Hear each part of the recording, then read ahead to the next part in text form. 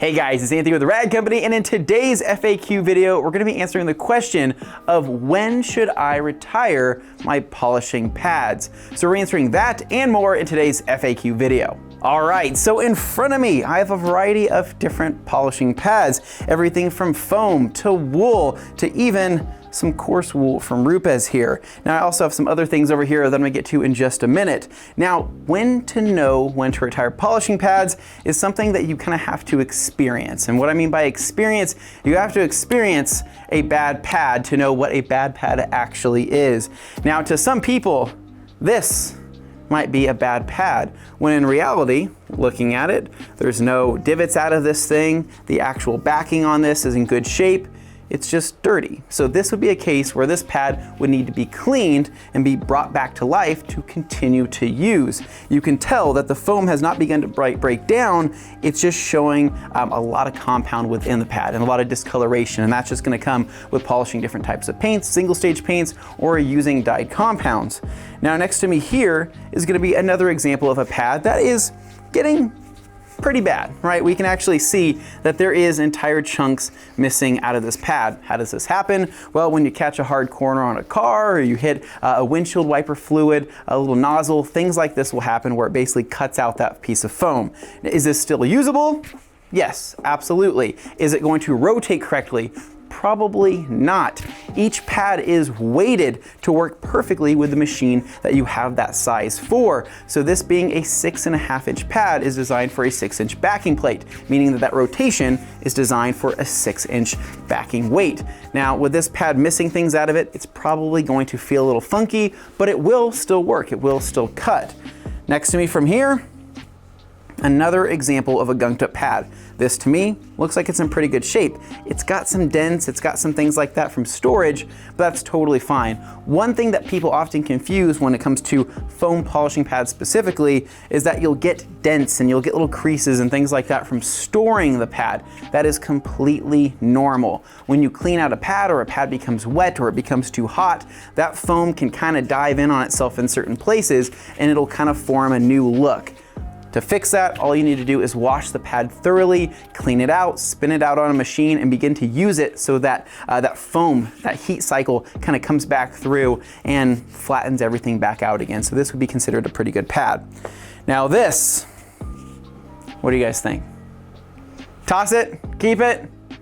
I'm gonna say to toss it on this one, with the reason being that foam backing, that Velcro backing, as I should say, the hook and loop backing has begun to lift up.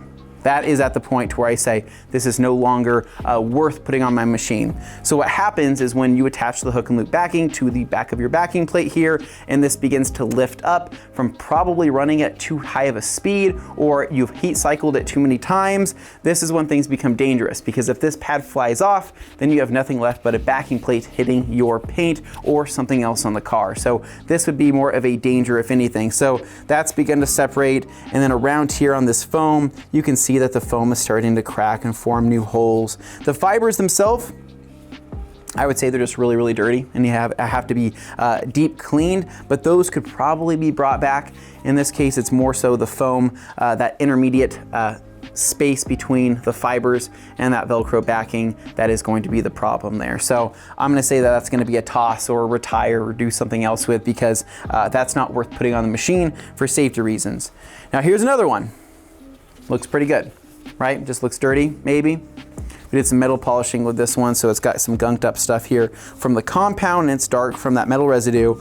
But the problem is gonna be right there, right there. It's begun to separate from that foam, meaning that this has been heat cycled once too many times. You can also see it starting to break away down there towards the fibers. And so this would be another situation where I would retire this as well.